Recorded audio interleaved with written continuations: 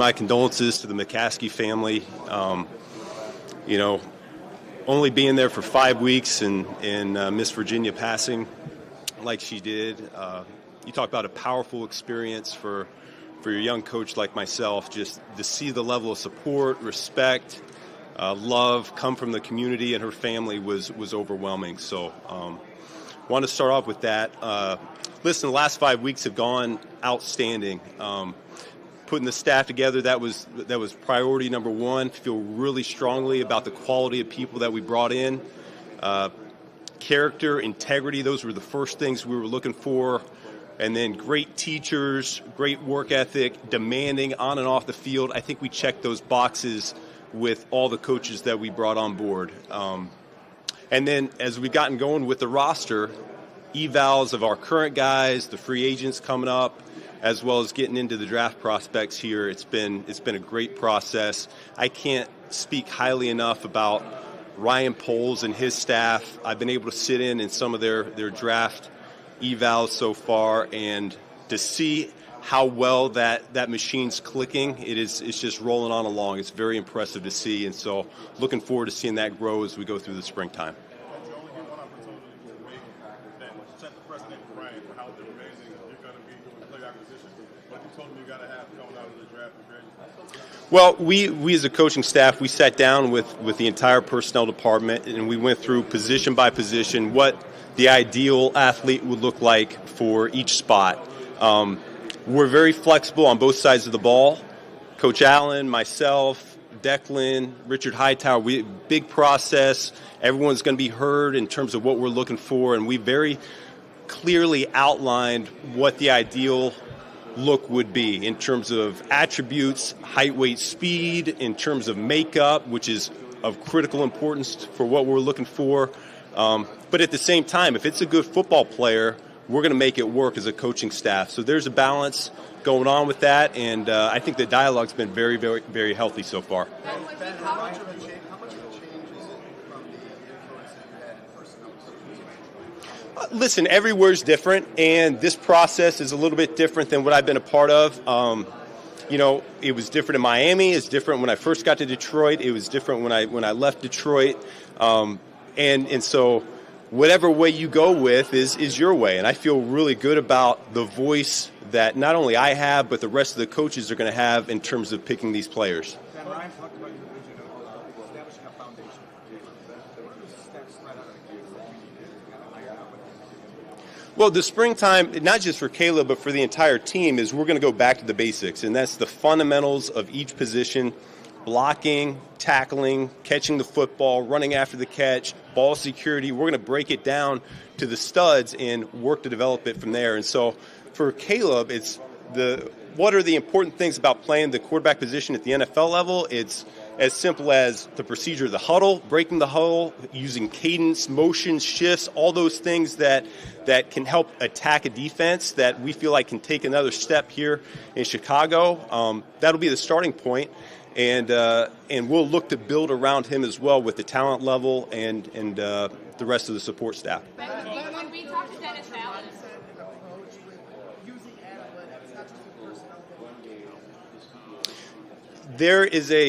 there's a very healthy respect from me to the analytic community. I think that probably comes from my background. I can't really help it, but I do have the computer science and math background, and so I do like to use that as a tool when making some decisions, not just in-game management, but also big picture view of how we want to build the roster and what we want to do offensively or defensively to attack the opposition. Ben, we talked to Dennis Allen a couple of weeks ago and talked about the importance of adding to a pass rush. When you hear a player like Myles Garrett might want out of Cleveland and he wants to trade and go somewhere else, what does that do for you, knowing that that's the position of need and that you're in a position now where you probably have more influence over being able to add a player of that caliber? Yeah, listen, talking with DA has been very enlightening because we share the same mindset when it comes to defensive football, which is we want to affect the passer. And there's a lot of different ways you can do that. Certainly up front, the pass rush is the primary thing you think of, but also on the back end, it's challenging the receivers and disrupting the timing. And so when we look at guys that are available, absolutely. We want to upgrade the pass rush, and we also want on the back end to be able to come up and lock down receivers as well. So it's that fine balance and marriage between the rush and coverage that we're looking to augment. Your offensive background, you think of the quarterback, you think of those defensive linemen. What are some of the things that you think, I don't want this defensive lineman on the other side of the line? These are the guys that I don't want to face as a quarterback. And are those kind of the guys you're looking for, and maybe more some of those traits? Yeah, but I understand where you're coming from with that. Yeah, we want playmakers all over the roster. Doesn't matter, offense, defense, D-line, secondary, we want them all over the place. And, as an offensive guy, I look on at defensive players, and if it's an issue for me to game plan against, then absolutely, we'd love to have them on our roster as a defensive player to go after our opponents. But it's not always that easy, and it really, at the end of the day, it comes down to 11 guys doing their job. If you don't have that star power, that's okay. You can still be an effective unit. And so, we want as many playmakers and stars as we possibly can, but at the same time, we know that complementary football wins in this league. We know that 11 guys playing as one also wins in this league. Now that you have the chance to look at Gilmore's team a little bit more in depth, what are the traits that excite you the most as you start to build the offense around him? Listen, super talented. I think Declan mentioned it when he got interviewed a few weeks ago. The out of structure, the off schedule, the creation, that's what stands out the most, because that's really the way that this league's going right now, it seems like. As much as you want to make it pure progression, 1 to 2 to 3, there's just too much variety. The pass rush is coming down, and to have an athlete like Caleb extend the play and potentially find an explosive down the field, that's what gets me going a little bit. I get excited thinking about that because I haven't really been around that since I've been in the league. But I've been on the other side, and I've experienced it, and it's demoralizing when you're on the other side and you're watching that happen to your defense. To that point, your offense was predicated on a lot of run game and play action. And the statistics don't necessarily show that you need to be a good run game to be a good play action team. I'm just curious about your philosophy in that regard. Yeah, there is a marriage between the two, there's no doubt, but I would agree with what you just said. You don't necessarily have to be a great running team to get reaction in the play-action game. I think it all starts with what your line up front can do, what your backs do well, and you take it from there. And listen, what's so beautiful about the coaching staff that we put together is I didn't hire a bunch of my friends. I went outside of my circle on purpose because I wanted to collect a different mix of experience, of energy, ideas, and we're all going to make it come together, and it's going to be the Chicago Bears going forward. And so it can look a number of different ways. Eric Bieniemy's got a lot of experience in the gun run game and what they did in Kansas City, obviously, and Declan has a lot of success from the Sean Payton tree, and Press Taylor has a lot of success from the Chip Kelly all the way on. And so we've got a lot of library, if you will, to draw from, and we'll see it all come together once we get our hands on these guys. What did you see in DeAndre Swift's season, his first season with the Bears? And I know you have some history with him. What potential do you think there is for him to more effective? Yeah, so I was with Swifty when we first drafted him in Detroit a number of years ago, and I followed his career even after he left Detroit, and think very highly of him. He's an explosive athlete.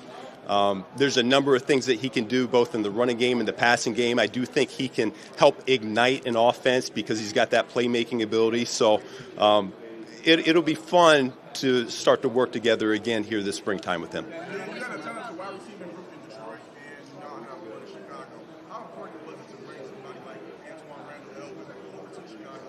Just over your history, how big of a role does he have? Listen, L's a stud, and that's one of the reasons was not only will he help me out tremendously, but he's going to make this offense, he's going to make this team, he's going to make that receiver room better. He's going to leave it better than when he found it. I know that for certain, and it helps that he's coming home too. So I'm really excited about him being able to get in the building, be around these players, because he's got a special energy and aura about him that just rubs off on everybody.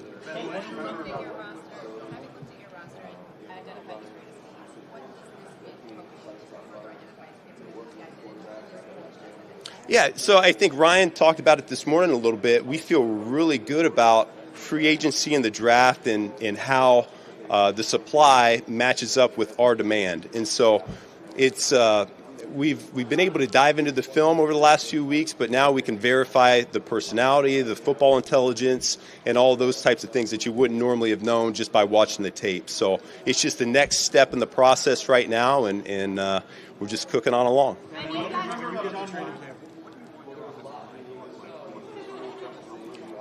You want names? Is that what you're looking for? No, I mean, like, Is it? whatever your vision is for Nick Romano. Listen, yeah. And if you want to give names, go ahead. We want a physical group, all right? It starts with that, and that's not just the offensive line, that's the entire team. DA and I have been talking about what that looks like on defense. It's going to look that way on offense. Starts in the trenches up front. We talk about finishing in a dominant position. We want to be around the football. The best football players, they finish around the ball. And so that's what you're going to see from our unit, the 5 guys that we roll into. And it's not even just going to be 5. Last few years, it ends up being 6, 7, 8, 9 guys end up playing significant number of snaps. So we've got to find those 5 best guys, but we also have to get a good bullpen, if you will, ready to go in at a moment's notice. And to that extent, you have all three interior starters are up for free agency. Is it realistic to think you can flip that many offensive linemen in one free agent draft period, or how do you envision that working? Yeah, I think it's been done before, right? I mean, I think there's a number of teams that did that last year. The Panthers come to mind when they went out in free agency and got a couple top guards and really changed the dynamic of their offense, and you saw them clicking there in the second half of the season once they started to really gel. So there's no question that you can change the dynamic of a room just like that. That particular room, it does take a little bit of time for 5 guys to come together, especially if you have to deal with the attrition and the injuries, for 5 guys to be working on the same page. It's when you watch the tape and you come away with, I think I made this statement in my opening press conference that that's an area we have to get better. That doesn't necessarily mean we need 5 new starters, because all it takes is one individual to blow up a play. And so we're just identifying where we can get a little bit better, and we're going to continue to raise that floor, and we'll find the right mix of 5 to 8, 9, 10 guys. Man, two more. Have the plays better, but also clock management. Obviously, you saw that on Thanksgiving. So, how are you working with the quarterback and your staff to make sure that the Bears don't have the same kind of clock management issues that they had? Well, I'm not working with the quarterback right now, but I will be soon enough. So we already have a plan in place in terms of Harry Freed was already on staff. He's someone I've got a relationship with from going back to Miami. I think very highly of him, and I'm really looking forward to sitting down. We've already started this process. We call it the Breakfast Club. He and I go 30 minutes every day right now, and he's just taking, I said, teach me like I'm a rookie quarterback from the start to the finish. And so we're about halfway through his program right now. And so once we get through that, we'll make a decision on where we want to go in terms of when the players get in and educating them on how we want to handle the situations that can pop up and potentially win or lose ball games for us. Last word, Adam.